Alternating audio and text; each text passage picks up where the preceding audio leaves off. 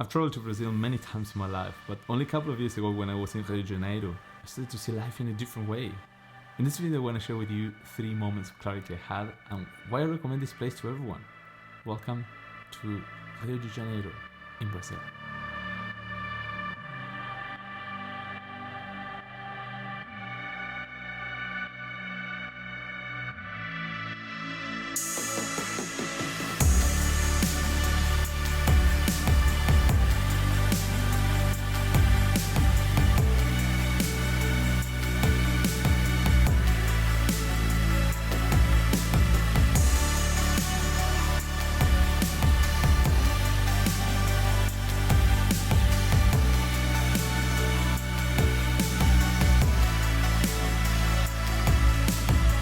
Hey guys, welcome back to the channel. If you're new here, my name is Alejandro, I'm based in the UK and I travel to understand life. So first of all, I need to tell you I love Brazil. It's one of my favorite countries in the world. I'm fluent Portuguese from Brazil, not Portugal, sorry guys. And I like the culture so much that I traveled at least 10 times and I have Brazilian friends living there. I remember when I was younger, I was even selected by the Brazilian embassy in Buenos Aires to give a speech about my experience learning Portuguese and interacting with locals, in addition to lessons about the culture. Before visiting Rio de Janeiro a couple of years ago, I was reaching the point of burnout. I was doing a lot of different projects in my life and really feeling fatigued. I was forgetting things, unable to focus, missing some social interaction, productivity not in line with my expectations, and procrastinating stuff. So I had 3 moments of clarity to get back on track while being in Brazil. I want to save you time, so I'm leaving timestamps below. Feel free to skip and watch the one you actually care. Let's get started. Number 1, see myself outside myself.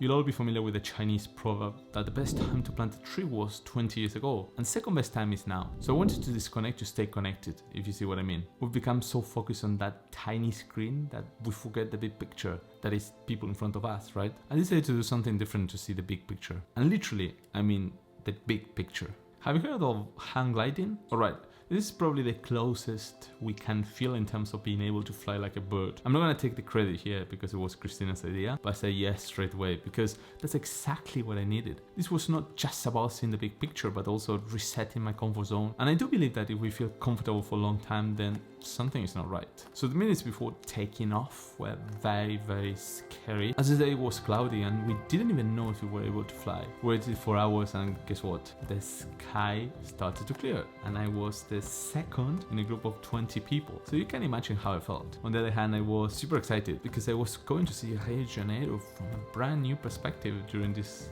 hang gliding experience. Fantastic views of Tijuca Forest National Park, Sugarloaf Mountain and Cristo Redeemer, to name a few. I don't consider myself a thrill seeker, but here I felt like I needed to do this. And the moment came, it was time to jump, because how can I fly if I never jump? You could probably tell that I was scared a few seconds before jumping, and then I set myself free. It's crazy how everything changes within seconds. Number 2, energy flows where attention goes. This is about people, natives of Rio known as Cariocas, or in Portuguese, Cariocas, and there are a lot of them. Rio is Brazil's second city in terms of size, after Sao Paulo. The population officially stands at 7 million approximately, although the real figure for the metropolitan area could be double of that. And from experience, Cariocas are very, very friendly people and love making new friends, but sometimes if we don't understand the cultural factor, we might misunderstand few concepts. For example, when someone says, vamos marcar, in English, let's meet, it doesn't necessarily mean this will happen anytime soon. So even though they're super friendly, just be aware of that and manage your expectations. However, it's important to be aware that timekeeping, particularly in social situations, is not a strong point. It is quite normal for Brazilians to arrive at an event later than the time we specify on the invitation. And there's no sense of urgency here, right? One of the key questions to ask when you are not Brazilian is horário brasileiro?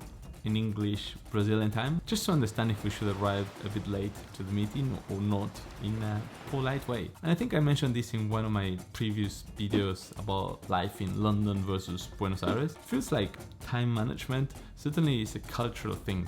Also, just to clarify, Brazilian people in general, they are friendly and have a big heart. They hug a lot and in some regions they even kiss up to 3 times. So literally every Brazilian I've ever met had such an amount of energy. And the fact that people remain so positive when things don't go the way we expect, it's incredible. Let's say there's massive traffic congestion or financial challenges and you still remain positive, optimistic and full of energy. It's just mesmerizing. My point here is that being in Rio, surrounded with this energy level was elevating myself. Even though we don't need to talk to them if we don't want to, we just feel the energy. And this is not something simple to explain, but I hope you can trust me after 22 videos at this point. To close the circle here, what I really admire about people in Brazil is the creativity when it comes to finding solutions to complex problems. Since there's so much bureaucracy and inefficiency in some places in Brazil, unfortunately, sometimes the only way to get something done is what they call jeitinho brasileiro, in English, the Brazilian way. It's about finding creative solutions to solve everyday problems that arise. This lifestyle has led to Brazilians being thought of some of the happiest people, always carefree, welcoming, and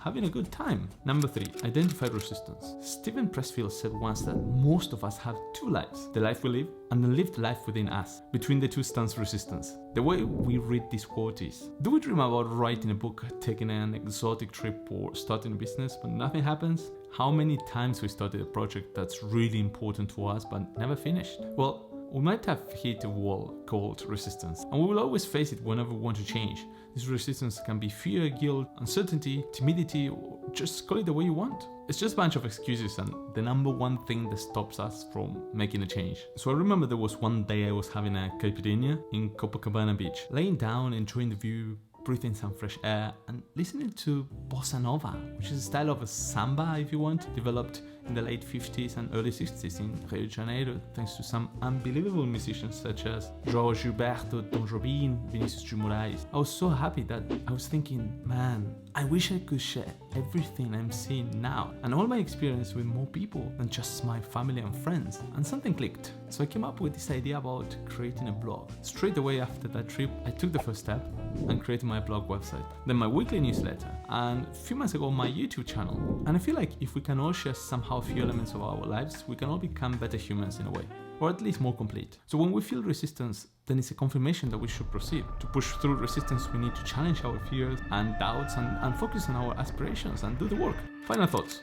No doubts, Rio de Janeiro is a place that really helped me find way in those tough moments that I guess we can all have at some point in life. I'm not saying that we should all go tomorrow to Rio and reinvent ourselves. It was good for me at that point in time under my conditions. Hang gliding was about doing something different, taking risks, stepping out of my comfort zone, feeling that freedom that only birds can experience, and in addition to that, appreciate that life is beautiful. Brazil is a big country and very, very, very diverse, but what's clear to me is that every place I've ever been to in Brazil and every Brazilian I ever met, I felt this energy, this joy, this happiness, and just an interesting way of seeing life. And if we look at the history of what these people went through, not everything was rainbows and butterflies. I still managed to find a way back, remain positive, optimistic, happy, and willing to make progress. Finally, I have this idea that reinvention is a process. It's not a quick fix or an overnight solution.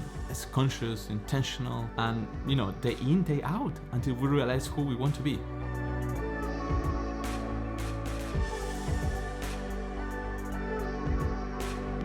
If you like this video, you might also want to check this video over here about 3 habits I learned in Zurich and why Switzerland changed my life. Thanks for watching and see you next time.